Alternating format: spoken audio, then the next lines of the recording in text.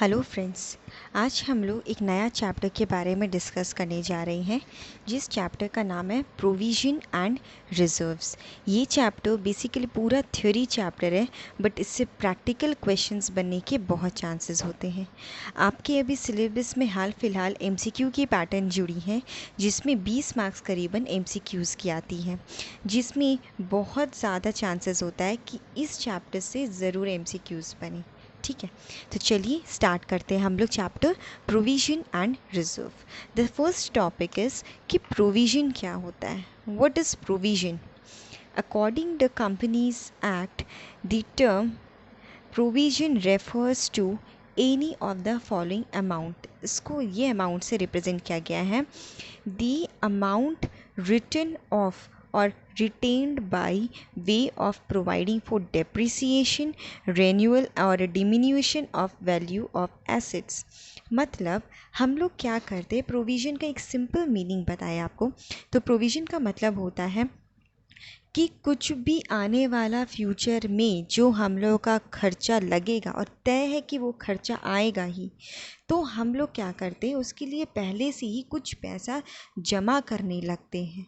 उस पैसा जो जमा करने के लिए रखा गया है for an unknown expenses in future, ठीक है, एक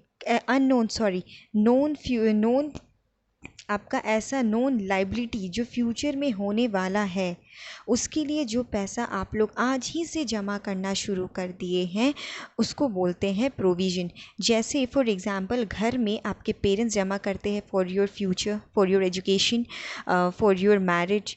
ठीक है, तो ये एक तरह का प्रोविज़न है जो कंपनी अपने लिए जमा करती है फॉर फ्यूचर पर्पस के लिए। किस पर्पस के लिए? कोई एसेट्स का डेप्रिसिएशन निकल रहा है उसके लिए, रेन्यूअल और diminishing of the value of assets, किसी का दाम में गिरावट आ सकता है एसेट्स में, उसके लिए बनाया जाता है।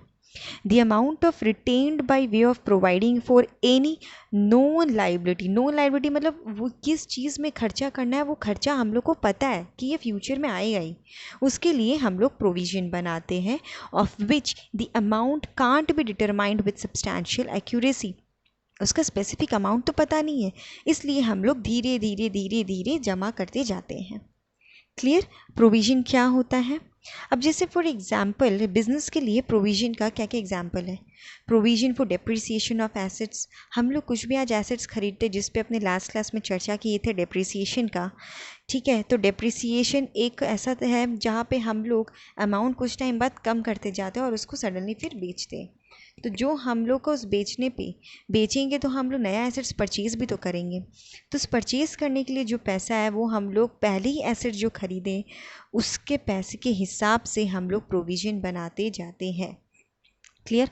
प्रोविज़न फॉर टैक्सेशन, हम लोग को टैक्स पे भी करना होता है, तो टैक्स पे करने के लिए भी हम लोग बहुत सी कंपनियां प्रोविज़न्स बनाती हैं। ठीक है, bad and doubtful debts. Bad and doubtful debts मतलब ऐसा डेट, ऐसा लाइबिलिटी, ठीक है, जो हम लोग को पता है कि इन केस वो पैसा नहीं चुका पाया तो तब क्या करेंगे, हम लोग पहले से ही प्रोविज़न बना लेते ताकि हम लोग को इन फ्यूचर अपने फिनेंशियल पोजीशन में देखकर नुकसान नहीं हो। ठीक है, डिस्काउंट ऑन डेटर्स। डेटर्स को हम लोग डिस्काउंट देते हैं, कभी कभार हम लोग को बहुत ज़्यादा नेगोशिएशन करने से हम लोग को डिस्काउंट कुछ ज़्यादा ही हम लोग को देना पड़ जाता है, जिसकी वजह से हम लोग का पूरा अच्छे से कमाई नहीं हो पाता, तो इसके कारण भी हम लोग प्रोविज़न बनाते हैं। Repairs on renewal of assets. कभी एसेट्स ख़राब हो गया, बिगड़ गया, उसको बनाने के लिए भी जो खर्चा है वो भी हम लोग उसके लिए भी प्रोविजंस पहले से ही मेंटेन करते हैं। क्लियर? अब इसका पर्पस क्या है, क्यों बनाते हैं हम लोग? वही, ताकि to ascertain the true net profit of business, हम लोग को बिजनेस का एग्जैक्ट प्रॉफिट पता चले कि क्या है।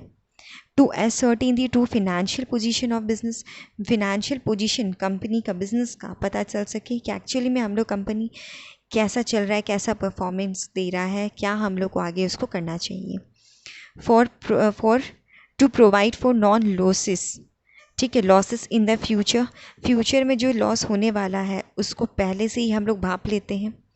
ठीक है, and for the equitable distribution of expenses, हम लोग खर्चा को सही तरह से दिखा पाए और सही तरह से उसको हम लोग मेक ओवर कर पाए और उसको सही तरह से हम लोग एक बेनिफिट की तरह ले पाए, इसलिए हम लोग प्रोविज़न बनाते हैं। क्लियर? अब समझ में आया आपको प्रोविजंस किसको बोलते हैं। अब मैं आपको समझाती हूँ कि रिजर्व्स क्या होता है। ठीक है, reserves means amount set aside out of profit and other surpluses to meet future uncertainties. Provision मतलब होता है हम लोग थोड़ा पैसा जमा करके फ्यूचर में जिस पर्पज़ के लिए जमा कर रहे हैं उसके लिए जमा करना।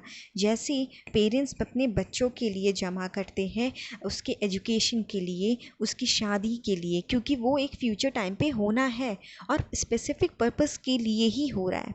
बट रिज़र्व स्पेसिफिक पर्पज़ के लिए नहीं होता है। रिज़र्व होता है ऐसे पर्पज़ के लिए जो इन केस हो गया तो, घट गया तो, इसलिए होता है। मतलब हम लोग का जो भी ये रिज़र्व रख रहे हैं वो अनसर्टेनिटीज़ के लिए रख रहे हैं जो फ्यूचर में आने वाला है। जैसे हम लोग कराते एक्सीडेंटल इंश्योरेंस, ठीक है, कि इन केस कभी भारी बीमारी हो जाए तो ये पैसा हम लोग के लिए काम आए। Reserve means amount set aside, और जो प्रॉफिट से निकालते हैं हम लोग, जो मुनाफा कमाए हैं उससे निकालते हैं, जो सरप्लस कमाए हैं उससे निकालते हैं to meet future uncertainties. Clear? Example क्या हो गया जनरल रिजर्व्स, ठीक है, ऐसा रिजर्व जो हम लोग किसी पर्पज़ के लिए यूज़ कर सकते हैं। कैपिटल रिजर्व, जो कैपिटल रिजर्व्स क्या होता है वो आगे जाके अपने पढ़ेंगे। Dividend equalisation reserves, investment reserves, ये सब अभी हम लोग आगे पढ़ेंगे। ठीक है, ये सब क्या क्या होता है। अब इसका फीचर्स क्या है, क्यों हम लोग रिजर्व्स बनाते हैं, इसका क्या आखिर हम लोग का कारण है रिजर्व बनाने का। वही created out of net profit, sorry सबसे पहले फीचर्स, हम लोग क्यों, इसका आखिर होता क्या है। ये created out of net profit और डिविजिबल प्रॉफिट, हम लोग ये नेट प्रॉफिट, जो प्रॉफिट आया है, जो मुनाफा आया है, उसमें से हम लोग निकालते हैं। It created voluntarily for straightening the general financial position, हम लोग अपने से निकालते हैं। ये कोई लीगल कंप्लाइंस नहीं है जो आपको फॉलो करना पड़ता है, गवर्नमेंट या फिर हम लोग को रूल्स नहीं बताई गई है, बट लोग निकालते हैं, इसलिए आप निकाल सकते हैं चाहे तो। Not created to meet any unknown liability और depreciation in value of assets, कोई भी नोन लाइबिलिटी के लिए नहीं बनाया जाता है, क्योंकि नोन लाइबिलिटी के लिए हम लोग प्रोविजंस बना रहे हैं, तो रिजर्व्स नोन लाइबिलिटी के लिए नहीं बनाया जाता। When the amount of reserve is invested in outside security it is known as reserve fund, जो हम लोग रिजर्व जमा किए हैं इन फ्यूचर किसी चीज़ में इन्वेस्ट करने के लिए, तो उसको हम लोग बोलते हैं रिजर्व फंड। अब यहाँ पे आया amount of reserve is invested in outside securities, अब ये सिक्योरिटीज़ आइडेंटिफिएबल नहीं है कि आप इसमें प्रोविजंस बनाएं, इसमें आपको रिजर्व्स बनाना होता है। क्लियर? अब हम लोग रिजर्व्स क्यों बनाएं, इसके लिए देखते हैं अपने। Helpful in meeting the unforeseen liability और लॉसेस, हम लोग को अनफोर्सीन लाइबिलिटी जो इन फ्यूचर में कुछ घटना घटने वाली हो तो उसके लिए ये रिजर्व्स काम आए। Helpful in strengthening the financial position, of course financial position को स्ट्रॉन्ग करने के लिए।